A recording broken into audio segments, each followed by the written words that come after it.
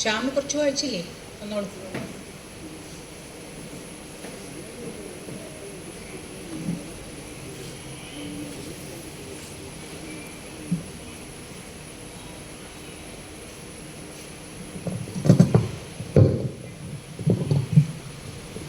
ഈ പുസ്തകം കുറച്ചേ വായിച്ചുള്ളൂ എന്നുള്ളത് കൊണ്ട് തന്നെ പുസ്തകത്തിനെ പറ്റി ഒരു അഭിപ്രായം പറയുന്നത് ചിലപ്പോൾ നീതിയായിരിക്കില്ല. എന്നാലും വായിച്ചു തുടങ്ങിയപ്പോൾ തോന്നിയ ചില ചിന്തകൾ പറയാം. ഇപ്പോൾ പുസ്തകം പൊതുവെ വായിച്ചെടുത്തോളം ഒരു 100-100 ചില പേജുകളോളം വായിച്ചെത്തിയുള്ളൂ. അതിൽ കണ്ടത് ഈ അരികുവൽക്കരിക്കപ്പെടുകയല്ല, ഒരുപക്ഷെ പുറത്താക്കപ്പെട്ടുകൊണ്ട് തന്നെ ഇരിക്കുന്ന മുസ്ലിം സമൂഹത്തിൻ്റെ പ്രശ്നങ്ങൾ അതെങ്ങനെയാണ് ഇവിടെ ചെയ്തുകൊണ്ടിരിക്കുന്നത്, അവരോടത് ചെയ്തുകൊണ്ടിരിക്കുന്നത് എന്നുള്ളത് കൃത്യമായിട്ട് പറഞ്ഞു പോകുന്നുണ്ട്.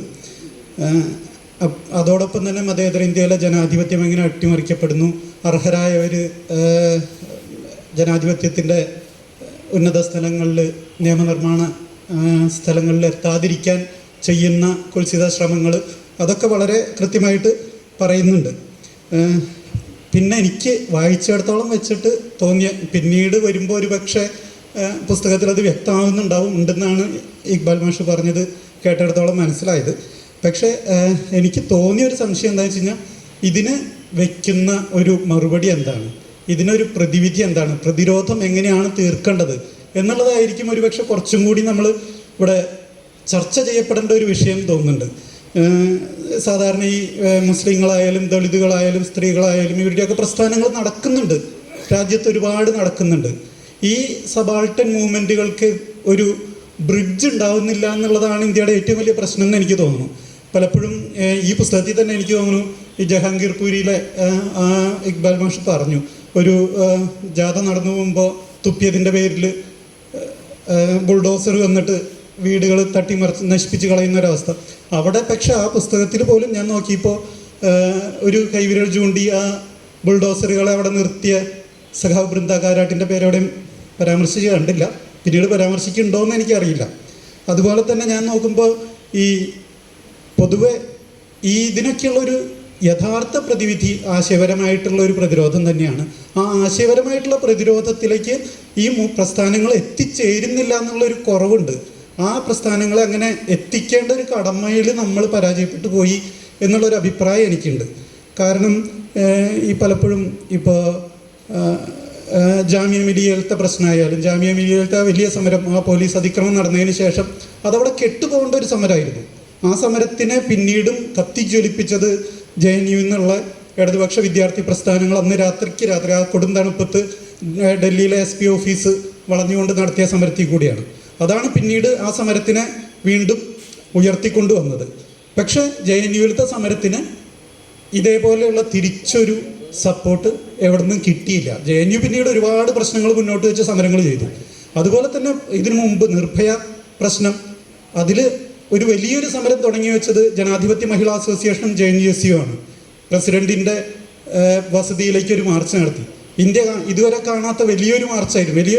കുറച്ച് ആളുകളെ ഉണ്ടായിരുന്നുള്ളൂ എന്നുണ്ടെങ്കിൽ രാജ്യത്തിനെ മൊത്തം ശ്രദ്ധിപ്പിച്ചൊരു സമരമായിരുന്നു. പക്ഷെ ഇടതു പുരോഗമന പ്രസ്ഥാനങ്ങൾ ആ മൂവ്മെൻറ്റിൽ നിന്ന് പിന്നീട് അപ്രത്യക്ഷമാവുകയും മറ്റ് ചില പ്രസ്ഥാനങ്ങൾ ആ സമരങ്ങളെ ഏറ്റെടുത്ത് അവരതിൽ നിന്ന് ലാഭം കൊയ്യുന്നൊരവസ്ഥ ഉണ്ടാവുകയും ചെയ്തു. കർഷക പ്രസ്ഥാനങ്ങൾ തന്നെ, കർഷക സമരത്തിൻ്റെ തന്നെ, ഇന്ത്യയിലെ വലിയ കർഷക പ്രസ്ഥാനത്തിൻ്റെ തുടക്കം മഹാരാഷ്ട്രയിലുണ്ടായ വലിയ കർഷക മാർച്ചാണ്.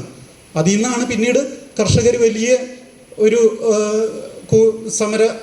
സമരോന്മുഖരായി ദില്ലിയിലേക്ക് മാർച്ച് ചെയ്യുന്ന ഒരവസ്ഥ പിന്നീട് എത്തിച്ചേരുന്നത്. പക്ഷെ അതിൽ നിന്ന് ഇടതുപക്ഷ പ്രസ്ഥാനങ്ങൾ എങ്ങനെയോ അപ്രത്യക്ഷമായി പോവുകയാണ്. ഈ ഇടതുപക്ഷ പ്രസ്ഥാനങ്ങളുടെ മൂവ്മെൻറ്റിൽ കൂടിയേ, ഇടതുപക്ഷ പ്രസ്ഥാനങ്ങളുടെ സമരങ്ങളിൽ കൂടിയേ ഇതിനൊക്കെ കൃത്യമായിട്ടുള്ളൊരു മറുപടി ഉണ്ടാവുള്ളൂ എന്നുള്ളത്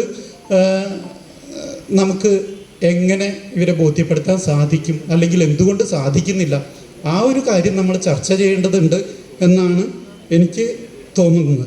ഈ ജാതി മത പ്രസ്ഥാനങ്ങളുടെ, സ്വത്വവാദ പ്രസ്ഥാനങ്ങളുടെ ഈ മൂവ്മെൻറ്റുകളെ, ആ മൂവ്മെൻറ്റുകൾക്ക് ഒരു പാലം പണിതുകൊണ്ട് അതിനെ വലിയൊരു പ്രസ്ഥാനമാക്കി മാറ്റി, നമ്മുടെ ഇടയ്ക്ക് ഗ്രൂപ്പിൽ വന്നൊരു ചർച്ചയിൽ പറഞ്ഞ മാതിരി ഈ സൂപ്പർ സ്ട്രക്ചറിനെ തിരുത്തി എഴുതിക്കൊണ്ട് സബ് സ്ട്രക്ചറിലേക്ക് എത്തിച്ചേരുന്ന ഭരണകൂടത്തിനെ മാറ്റിത്തെടുക്കുന്ന ഒരവസ്ഥയിലേക്ക് ഇന്ത്യക്ക് എത്താൻ പറ്റും എന്ന് നമുക്ക് പ്രതീക്ഷിക്കാം. നമുക്കറിയാം.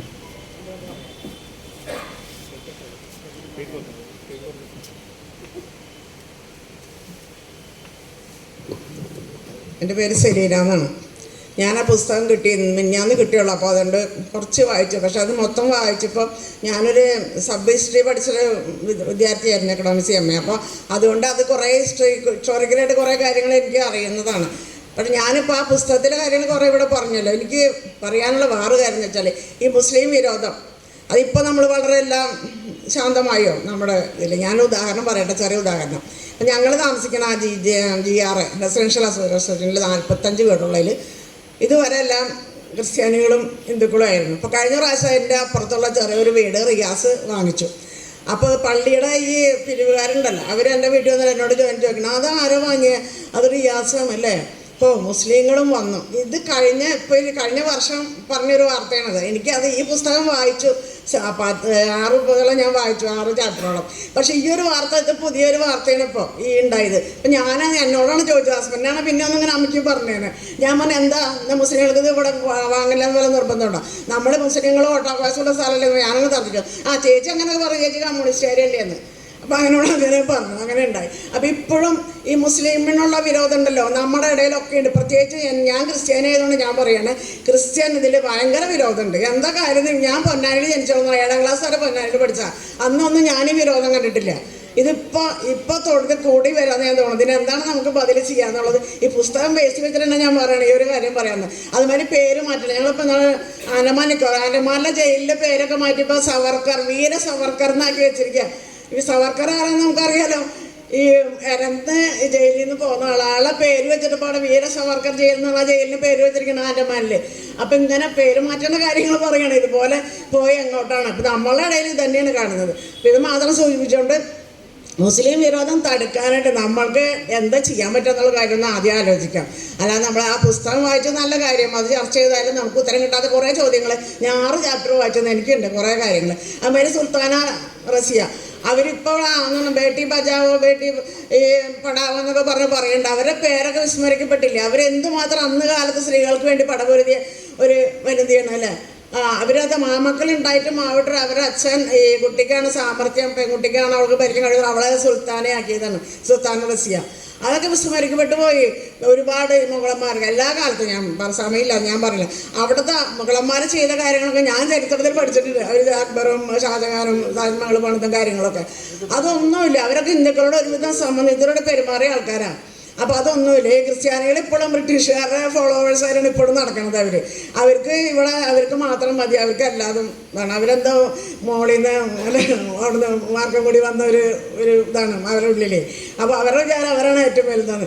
ഇപ്പോഴും അതാണ് ഞാൻ പറഞ്ഞത്, ഈ വിരോധം ഇപ്പോഴും ഉണ്ട്. അത് പ്രത്യേകിച്ച് ഞാൻ പറയാം, എനിക്ക് അനുഭവത്തിലുണ്ട്. ഇത് മാറ്റാൻ നമ്മൾ എന്താ ചെയ്യേണ്ടത് പ്രവാസികളുടെ ലെവലിൽ, അല്ലെങ്കിൽ നമുക്ക് എന്ത് ചെയ്യാൻ പറ്റുന്നുള്ള കാര്യം ചിന്തിക്കാൻ പറഞ്ഞുകൊണ്ട് അവസാനിപ്പിക്കുന്നു.